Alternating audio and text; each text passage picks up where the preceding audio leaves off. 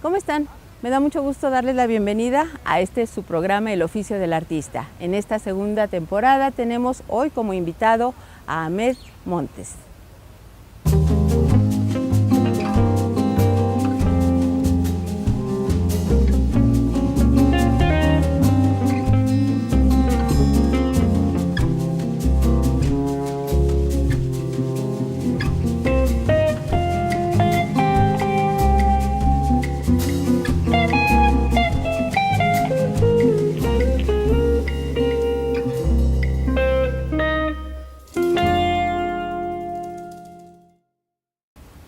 Este joven artista tiene mucho talento. Desafortunadamente no vive permanentemente en Aguascalientes, pero pasa temporadas en ocasiones especiales. Bueno, yo nací el 7 de noviembre de 1983. Nací en Los Mochis, Sinaloa. Mis papás se dedican a la contabilidad, son contadores público y privado. Y bueno, aquí a Aguascalientes llegué hace cerca de 15 años, bueno, a los 18 años llegué a Aguascalientes a estudiar en la Universidad de las Artes. Cuando terminé la Universidad de las Artes, comencé a trabajar dentro de la plástica, pero ya no específicamente en Aguascalientes, sino que empecé a salir a diferentes lugares. Estoy unas temporadas en la Ciudad de México, otras temporadas en Querétaro, donde también trabajamos ahí, en Puebla, en Oaxaca. Y bueno, aquí en Aguascalientes vengo en temporadas de los festejos de Día de Muertos y también durante la Feria de San Marcos, que hay muchas actividades culturales donde trabajamos.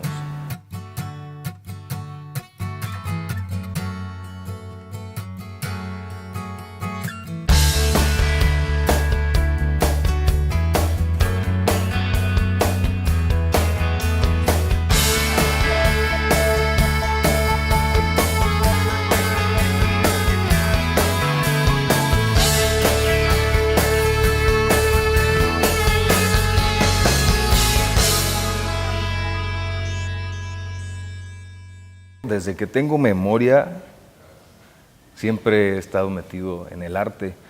Los recuerdos más antiguos que tengo son cuando mi abuelo me llevaba siempre hojas y crayolas y lápices de colores. Entonces yo me ponía a dibujar y me acuerdo que pues dibujaba sin parar y dibujas el campo. Yo vivía en el campo, vivía en Guasave, Sinaloa.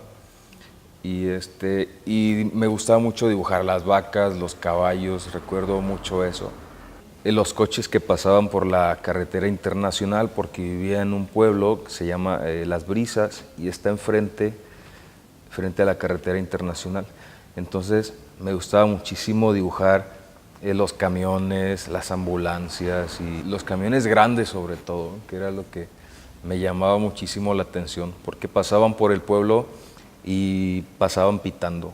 Entonces yo me acuerdo que dibujaba el camión y dibujaba el pito también en el camión. Es el recuerdo más antiguo que tengo. Mi papá me empezó a apoyar mucho porque muere mi abuelo. Cuando yo tengo 8 años fallece y yo me acuerdo que sentí un vacío muy grande porque era quien me apoyaba para que yo dibujara y me llevaba aquí a ver una exposición, o me llevaba mucho también a las fiestas populares y tradicionales. Mi abuelo también sabía hacer globos de Cantoya, por ejemplo, y es algo que también aprendí, que hacía cosas muy manuales, le gustaba mucho eso. A los 8 años, mi padre me acuerdo que me comienza a apoyar a inscribirme en concursos de pintura infantil y todas estas cuestiones. Entonces siempre estuve muy ligado con eso. Ahmed nos comparte la primera experiencia en un concurso donde él ganó, pero sin embargo prefirió el regalo del segundo lugar. Me acuerdo mucho de una anécdota que me gusta mucho contarla porque fue mi primer concurso de pintura. Entonces Bueno, lo organizó una marca de videojuegos. Y el primer lugar pues era un premio de adquisición que en ese entonces, ahora ya es muy poquito, en ese entonces era mucho, y era la consola de videojuegos y era lo máximo en ese entonces, ¿no? Y era el primer premio. Y el segundo premio era una bicicleta. Entonces yo entro a participar y dibujo, me acuerdo que a las Tortugas Ninja, que ahora que es la película ya fui a verla porque no me la podía perder. Me acuerdo que gano el concurso y no quise el primer premio, yo quería la bicicleta. Entonces me decían, no, es que tú ganaste primer lugar. Ah, no, yo quiero la bicicleta, yo quiero el segundo lugar, no me importa, ¿no? Y el caso es que hice que me dieran la bicicleta y al chico de segundo lugar le dieron el primer premio.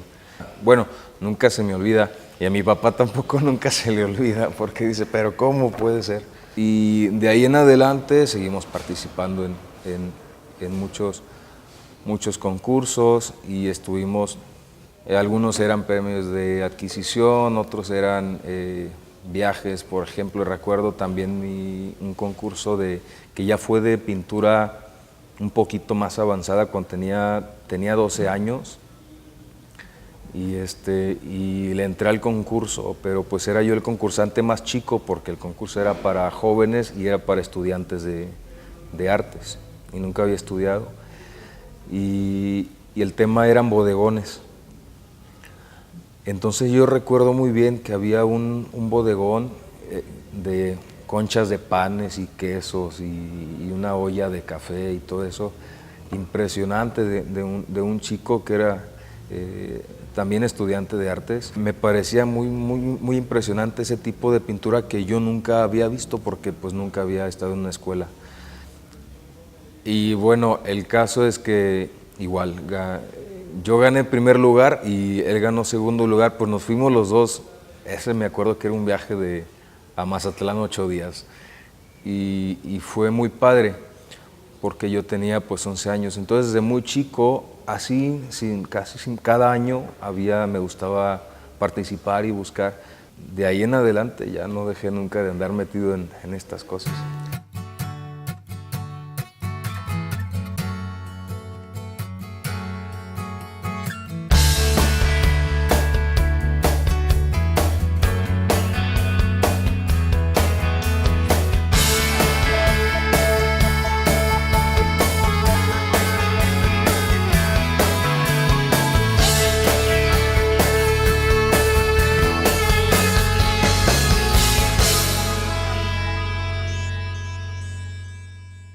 También tuvo una época en donde les hacía las tareas a sus compañeros por dinero. Yo me acuerdo que a todo mundo yo les decía, yo les hago la tarea, no se preocupen, eso sí, cada quien le va a costar 30 pesos su tarea, ¿no? Y era para mí era como un aliciente de que dije, esto puede ser como una forma de vida. A lo mejor tan chico no lo pensaba yo tan profundamente, pero yo recuerdo que siempre traía en mi bolsa para el recreo o si quería yo mis tenis de moda, pues hacía mis ahorros a partir del dibujo que le hacía a todos mis compañeros, ¿no? Y recuerdo que en los recreos también dibujaba y les vendía, no sé, 10 pesos, 20 pesos el dibujo y hacía 4 o 5 dibujos. Pero cuando estuve en bachillerato comencé a inmiscuirme en la pintura de las calles, en la pintura mural, en la pintura del graffiti, que ahí es ya como comencé en sí en la pintura como un oficio, como un trabajo, porque marcas refresqueras te patrocinan para que hagas murales y pongas el nombre de la marca. Entonces me uní a un grupo de pintores de graffiti y nos dedicamos durante los 3 años de preparatoria a hacer pintura mural. Todo esto ocurría en Los Mochis, Sinaloa, donde hice la prepa, y bueno, en el norte viajamos mucho realizando ese oficio. Y a mí siempre me motivó porque decía, bueno, es que esta es una forma de vida, ¿no? Enseguida nos comparte por qué decidió estudiar artes visuales. Bueno, decidí estudiar artes visuales porque creía que todavía había mucho que aprender y mucho que estudiar, y todo esto, estas cosas en las que estuve metido poco a poco, pues yo le tenía mucha fe y yo creía que podía ser el arte una forma de vida. Para mí no había otra opción, y en la vida no he trabajado en otra cosa que no sea las artes visuales. Yo creía y tenía fe en que se podía todavía hacer un trabajo más profesional, y afortunadamente, pues buscándolo lo encontré en la profesionalización de las artes plásticas. Está convencido de la necesidad de actualizarse tanto en técnicas como en tecnología. El arte es su vida. Él vive para hacer arte y arte para vivir, pero también está convencido que el arte es una empresa. Siempre, incluso quienes ya estudiamos, siempre hay cosas que prepararnos, siempre necesitamos actualizarnos, siempre hay técnicas nuevas. ¿Por qué? Porque ahora con la industria, con la tecnología, pues siempre aparecen materiales nuevos, siempre aparecen formas nuevas de explotar o comercializar el arte, ¿no? Para mí el arte es mi vida, es todo.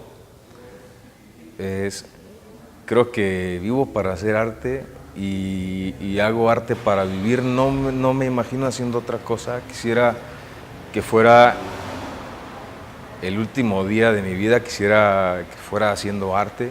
Actualmente estoy en una etapa en la que estoy aprendiendo que el arte también es una empresa, porque pasa mucho, sobre todo en nuestras carreras, sobre todo cuando inicias, te formas con la idea, pues no sé si con una idea bohemia o algo así, que a lo mejor no puedes vivir del arte, ¿no? Y a lo mejor nada más el arte es alimentar el espíritu, pero creo que hay muchas formas de hacerlo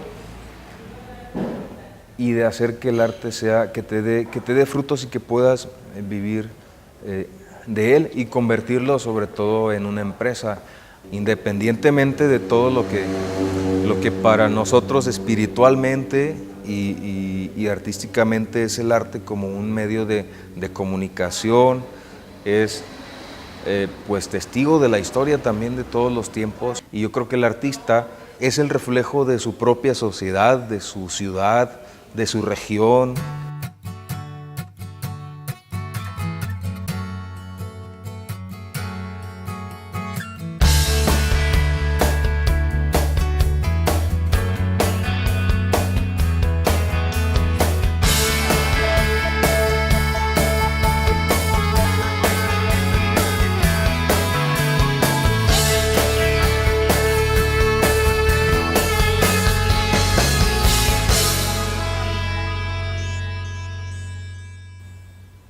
La fotografía es una valiosa herramienta para poder crear sus pinturas. Hace poco estaba con un amigo, me estaba viendo algo en la obra y me decía, oye, dices que tu arte es universal. Y le digo, ¿por qué es universal? Es que bueno, estoy viendo una pintura y tiene un tema regional, que estaba viendo él un tema de huicholes en una obra que se llama El viaje de la chamana. Y enseguida tenía él un cuadro de Ariadna, que es el tema del Minotauro. Entonces me dice, y bueno, es un escritor, se llama Mario Ortiz. Y bueno, se me hizo muy interesante su opinión, porque él decía que oía muchas culturas y muchos temas a la vez, también en una sola obra. Quizá tenga razón, aunque yo admiro muchísimo el arte tradicional, el arte regional de los pueblos, y mucha de mi obra incluyo personajes que están a nuestro alrededor. Me gusta mucho caminar por las calles, caminar por los mercados, me gusta mucho la fotografía, y la fotografía para mí es una herramienta para mi pintura en este caso. A partir de ahí retomo personajes que están alrededor y los utilizo en la pintura. Y a veces no nada más los retrato como personajes en su entorno local o en su entorno regional, sino que mezclo personajes, un señor que me encontré en el mercado, lo pongo como el Rey Minos y quizá a la modelo del estudio la pongo como Ariadna o viceversa. Aunque somos un solo pueblo, tenemos muchas culturas, somos un pueblo multicultural, influido por la cultura oriental, por la cultura occidental, por la norteamericana. Entonces, para mí es muy difícil hacer esa separación porque estaría, creo yo, en mi trabajo, que estaría negando una realidad social.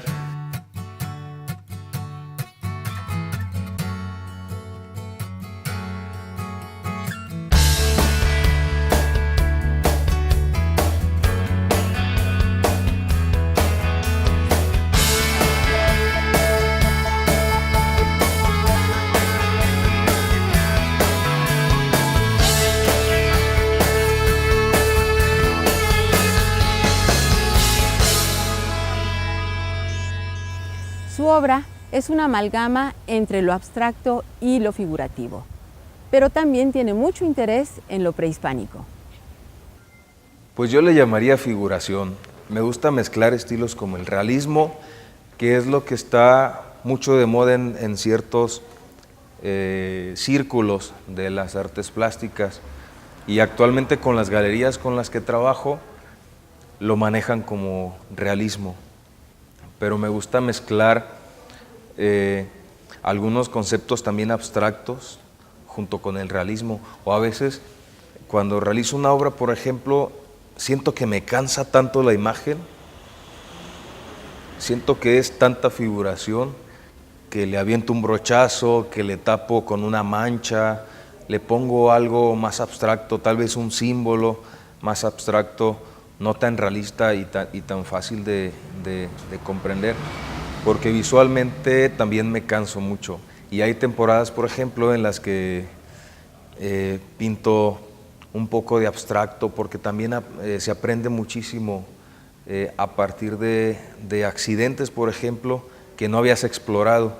Y ya cuando estás pintando figuración, se te hace más fácil solucionar tal vez un acabado final, o tal vez un proceso de tu trabajo a partir de otros estilos, por la colección de abstracto, que es la primera colección que tengo de pintura. Bueno, esa fue una temporada cerca de 3 años que estuve realizando pintura abstracta en esa línea, porque siempre lo he hecho, pero continuamente, ¿no? una tras otra, estudiando mucho sobre todo las técnicas y los materiales. Se llama entre lo abstracto y lo figurativo, porque por ahí tenía yo una inquietud en que también se podría mezclar el arte abstracto con la figuración y con ciertos símbolos, sobre todo símbolos prehispánicos que he utilizado en esa serie. Pero escogí en esta serie de entre lo abstracto y lo figurativo, por ejemplo, plantas que para nosotros son importantes desde la antigüedad, como es el maíz, como es el frijol, que son plantas aparte representativas y símbolos de la fertilidad, y son también producto pues de rituales que seguimos haciendo, ¿no? En diferentes ceremonias. Y combinar ese sentido de la textura cuando tú tocas una planta de maíz, cómo te espinas, cómo sientes que te raspa y todo eso, y es la búsqueda de, bueno, ¿con qué técnica y con qué material puedo representar esto en un cuadro? Hasta con qué colores, y con qué colores puede representar incluso la temperatura, ¿no? de la planta. Y la planta de maíz, por ejemplo, que es dentro de toda esta serie de obra, es el elemento principal, el maíz. Tiene diferentes etapas durante el año, que es la temporada de la siembra, la temporada que está verde y que empieza a florecer cuando ya tiene fruto, y las secas. Entonces, investigando, empiezas a encontrar muchas analogías en el conocimiento prehispánico con la teoría del color.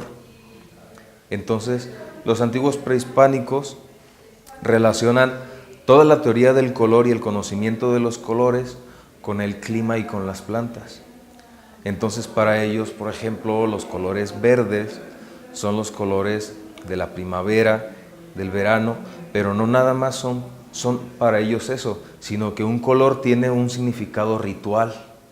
Entonces, para ellos el verde representa la fertilidad, representa la madre tierra, y en este caso representaba también a Quetzalcóatl. Entonces, era un color que se utilizaba en los rituales. Y los colores secos, como los amarillos secos, los amarillos tierra, para ellos representaban las sequías. Entonces eran colores que se utilizaban en el arte, en los elementos artísticos, para los rituales, para cuando había sequías en aquellos entonces, y pedirle a sus dioses que no hubiera plagas, que fueran piadosos con la sequía, y que volviera otra vez la tierra a ser fértil. Entonces es muy interesante cómo ellos, todas las cosas espirituales, las cosas materiales, sus oficios, estaban relacionados en un todo perfecto. Y es lo que viene representando en este caso la serie de lo abstracto a lo figurativo y de lo espiritual a lo humano, se llama esa serie que vamos a encontrar por ahí. La venta de algo de su obra a coleccionistas le ayudó a pagar sus estudios y posteriormente hizo retratos de ellos. Otra colección que se llama Destellos de Emoción, y esa colección a mí me gusta mucho. Yo me acuerdo que salí con mucha emoción de la Universidad de las Artes y pues a trabajar, pero pues yo dije, pues voy a trabajar en lo que sé hacer, voy a trabajar haciendo pintura, y uno nunca sabe cómo se acomodan las cosas, pero con el tiempo, mientras yo estudiaba artes, pues ya había gente que conocía mi trabajo y coleccionistas de arte que iban poco a poco pues pidiéndome el trabajo. Entonces iban coleccionando y pues fueron a quienes agradezco mucho porque me ayudaron mucho en este caso a pagar mis estudios, ¿no? Y fue un proyecto que yo con esas personas los invité a participar, que se llama Destellos de Emoción, y fue durante el año 2009 y 2010 realizar series de retratos de ellos, de muchos coleccionistas de arte, muchos de ellos nuevos, amigos también, y personas nuevas que se acercaban a la galería. Fue muy notable su colaboración para la Ciudad de los Niños. El fin que tuvo esa colección fue apoyar en causas benéficas. En este caso nos tocó apoyar a la Causa Hogar Ciudad de los Niños. Y en 2010 concluimos con una exposición que se llamó 40 días, 40 retratos, donde durante 40 días, 40 niños de la Casa Hogar me visitaron el estudio, y cada día yo iba a retratar a una persona que era, en este caso, el patrocinador o el coleccionista, el que se iba a llevar su cuadro. Entonces, él asistía a mi taller y era una cuestión de un poquito rescatar el antiguo oficio del pintor, de donde vas tú como el retratado, vas y te sientas al taller del artista y el artista hace el ritual de que te va a retratar y le ofreces una copa de vino tinto y ese tipo de cosas, le pones música y se creó un ambiente muy, muy bonito. Entonces cada pequeño me visitaba junto con la persona retratada y yo le ponía en su lienzo y se ponía a pintar junto conmigo. Su tema era del pequeño era libre. Entonces Durante los 40 días salieron productos que fueron 40 pinturas de cada pequeño, los cuales con ese producto se hicieron tarjetas postales, se hicieron tazas y diferentes productos para recaudar fondos para la casa hogar, y algunos otros de los clientes de los retratos decidieron donar un porcentaje del costo de la pintura también para las casas hogar, y es de los productos que más les ha gustado, ¿no?, a la gente. Reinterpretando a Saturnino se convirtió en una experiencia muy interesante en su vida. Me tocó participar en diferentes actividades con los festejos del Bicentenario. Entre una de ellas y la más larga, el más largo proyecto fue un homenaje a Saturnino Herrán. Se llama Reinterpretando a Saturnino. Fue un estudio de la forma de pintar del maestro Saturnino, y la idea ahí es que se trató de interpretar las pinceladas del maestro, pero en relieve, porque fue realizado para público con discapacidad visual.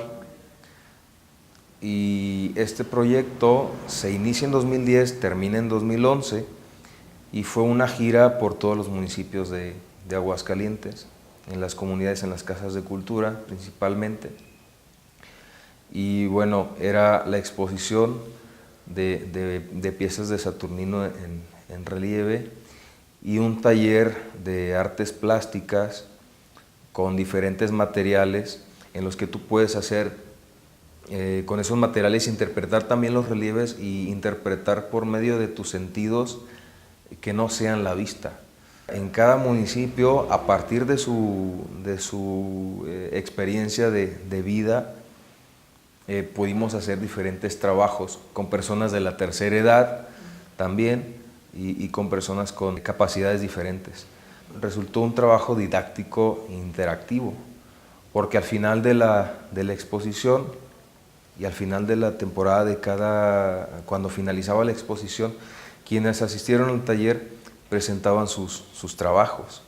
Entonces ellos eran ahora los artistas, y yo recuerdo que les decía a los alumnos: ahora ustedes son el artista y ustedes van a presentar su trabajo a mí, yo voy a ser su público. Entonces ustedes van a poner sus reglas para apreciar su exposición, y yo voy a hacer lo que ustedes me digan como público, ¿no? Y es muy interesante cómo cada quien expresaba sus sentimientos por medio de diferentes texturas, como con semillas de frijol, de maíz, con plantas, rocas, piedras, que salían al campo a juntar, y con ello hacían sus materiales. Entonces de ahí sale la serie Reinterpretando a Saturnino, que es un trabajo también muy interesante y para mí muy emotivo, porque fue para mí un público nuevo, y sobre todo muy emocionante, en el sentido de que podía yo compartir mi trabajo y mis formas de hacer pintura, y en este caso también conocimiento, ¿no? La danza y el teatro le han ayudado a poder interpretar lo que es la expresión corporal. La serie de La figura y el hombre se llama, que actualmente es en el trabajo lo que estoy haciendo, y eso ya tiene una temporada larga. Llevo cerca de 3 años realizando el trabajo de la figura humana, centrado en la figura femenina. Y la figura femenina representa a la pintura, es como una alegoría de la pintura. Para mí es un reto muy interesante, porque cada cuerpo es un paisaje diferente, cada cuerpo tiene un color de piel distinto. Las huellas, por ejemplo, de la vida, una cicatriz tiene mucho que decirte en tu cuerpo, por ejemplo, una mirada, una sonrisa, un gesto. Entonces empecé a retomar el cuerpo como un lenguaje plástico, pero también a buscar qué más puedes decir con tu cuerpo y con tu figura, aparte de de estar yo nada más aquí retratado como el proyecto anterior. Empecé a ir a diferentes puestas en escena. Me gusta mucho también el teatro y me gusta mucho también la danza contemporánea. Entonces, me ayuda mucho eso para representar, porque creo que la danza contemporánea y el teatro son como una extensión más de nosotros mismos, montados en otro personaje. Y para mí me ayuda mucho cómo representarlo también ya en la pintura, tomando como modelo la expresión del cuerpo. En proyectos anteriores el tema era la figura, pero no tanto representando sensualidad, sino representando otro tipo de cosas y situaciones más del diario, más del cotidiano, ¿no? Gente del mercado, gente de oficios. Entonces comienza a parecerme muy interesante. Y también, bueno, cuando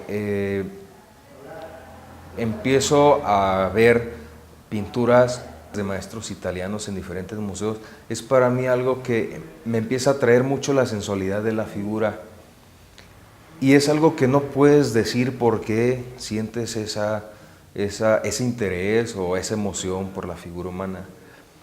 Y todavía estoy en esa búsqueda, descubrir exactamente cuál va a ser el lenguaje final que va a adquirir la obra, y también cuál va a ser como a lo mejor una estética en la que te ubica. Esta estética es de Ahmed Montes tal vez, o de esta serie.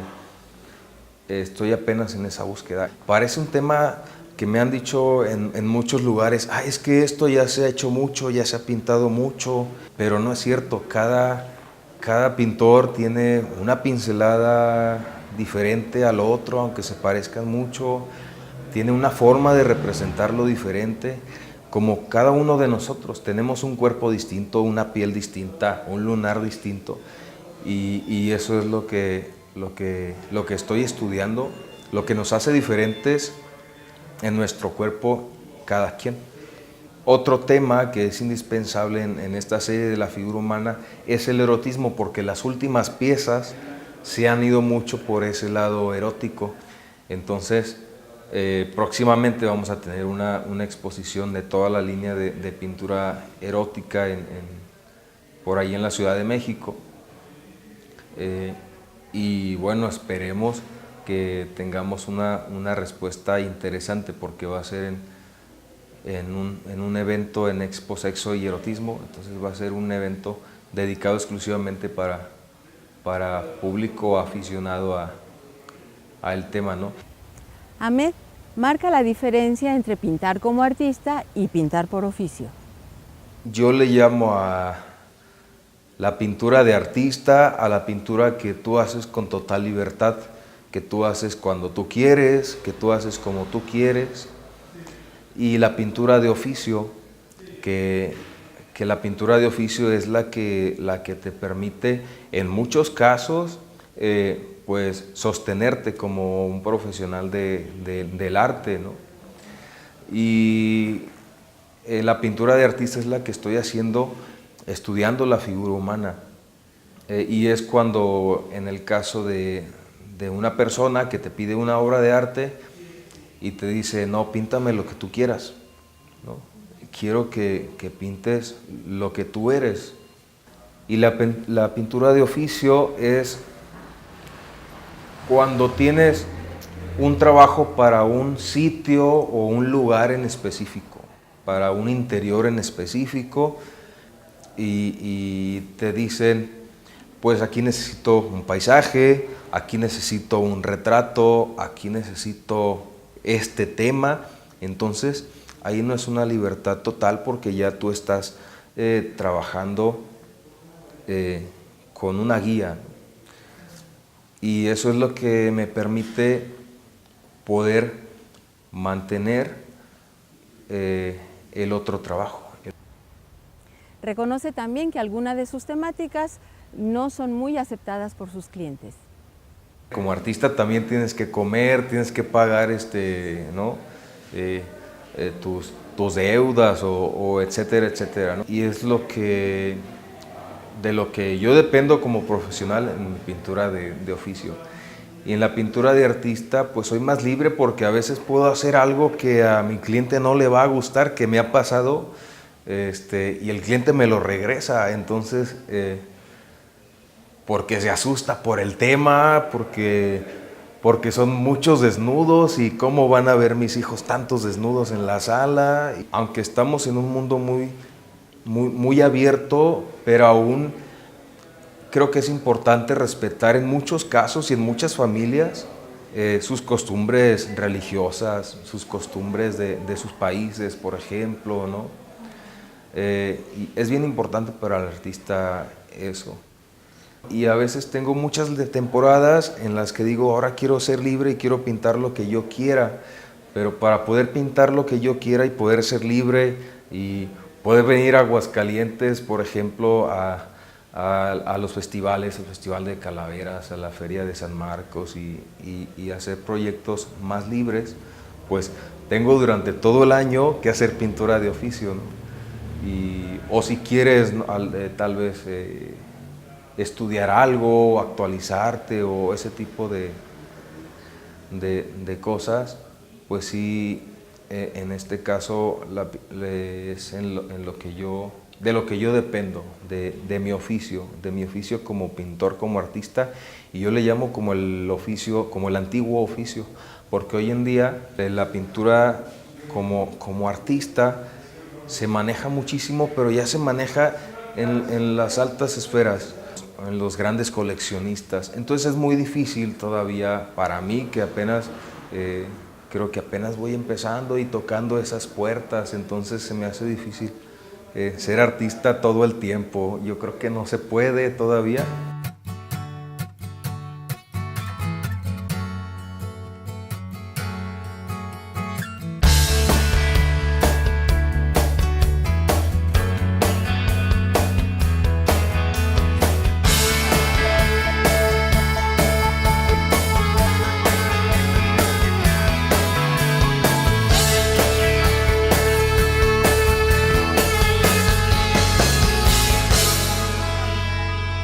El trabajo de una institución y la obligación es preservar, difundir y dar a conocer el patrimonio cultural de cada ciudad, de cada país, de cada sociedad. El trabajo de la institución es apoyar a la creación y al estímulo a la creación de los artistas, de los artesanos, de los actores, de los músicos en general.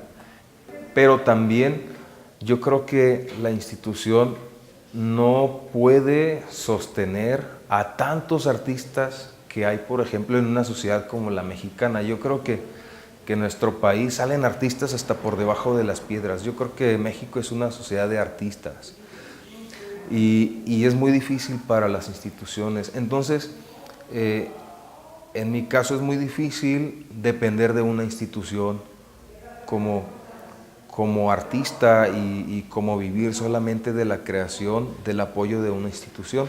Esa forma de pensar me ha ayudado a buscar otras opciones, como el trabajo en la iniciativa privada, por ejemplo. Y es como actualmente trabajo. Sin embargo, sí he trabajado con instituciones, por ejemplo, la serie que te platicaba de Saturnino Herrán, fue un proyecto apoyado por Instituto Cultural de Aguascalientes y por el gobierno del estado.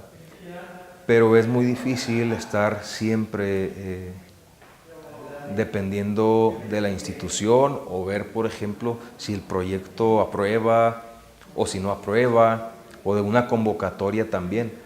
Por ejemplo, las convocatorias son muy importantes porque es un estímulo a la creación artística y sobre todo a los que inician, a los estudiantes sobre todo, y muy significativo ganar un premio o participar en una convocatoria que hacen las instituciones. En este caso, por ejemplo, la Universidad Autónoma, el Instituto Cultural, y ya actualmente hay muchas instituciones que están empezando con nuevos apoyos, sobre todo en las artes plásticas, porque era un terreno como que un poquito más olvidado, ¿no?, que en otras manifestaciones como la música, el teatro y la danza. Pues no siempre puede ser el primero, es muy difícil ser siempre el primero, ¿no?, habiendo tanta diversidad cultural y tanta diversidad de creación. Acaba de haber una convocatoria que es la Bienal Enrique Guzmán, por ejemplo, y donde participé, no quedamos al final, pero es muy importante estar y es muy importante también apoyar y echarle muchas porras a los ganadores y a los seleccionados. Yo creo que un artista, y es algo que aprendí de uno de mis maestros de arte en la universidad, un artista se gana el prestigio primero con sus compañeros y después con el público. Y para mí eso siempre ha sido muy importante. Dentro de sus planes está hacer una maestría en arte antiguo en España, aunque también hay un proyecto para rescatar lo que son los juguetes tradicionales mexicanos. Actualmente estoy preparándome para la maestría y tal vez sea una maestría en Madrid, España, una maestría en arte antiguo y en técnicas antiguas. Estoy muy interesado en eso porque hay muchas técnicas que se han perdido, técnicas pictóricas, y que se han dejado de transmitir, sobre todo en los estudiantes de arte, en las generaciones que actualmente hay en las universidades. Me pasa mucho en las exposiciones que he realizado últimamente, donde se acercan muchos estudiantes de arte y sobre todo los de primeros semestres y toda esta cuestión. Y la inquietud de ellos es eso, que necesitan saber pues cómo es tal técnica que es muy antigua, pero mi maestro no la tiene. Entonces necesito conocerla porque la quiero rescatar. Entonces dices tú, híjole, pues si hace falta todavía conocer más para transmitir estos conocimientos, ¿no?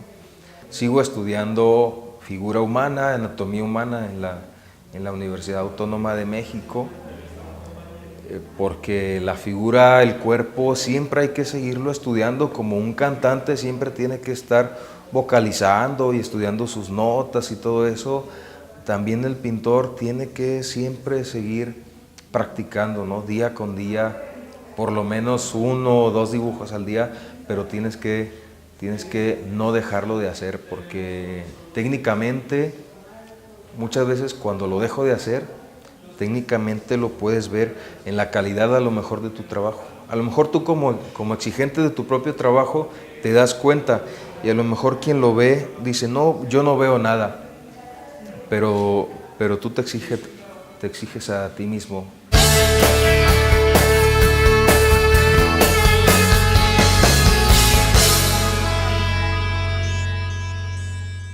Bueno, en Puerta tenemos un proyecto que se llama Retazos de Identidad.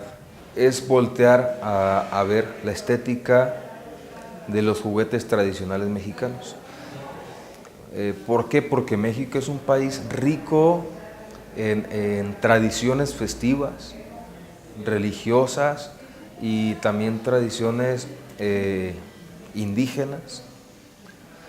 Y con esas tradiciones festivas que tenemos, en cada estado de la República tenemos producciones de juguete tradicional mexicano principalmente. En México los juguetes tradicionales que conocemos como el trompo, el yoyo, las muñecas, los judas, las máscaras, llegan a México durante la conquista.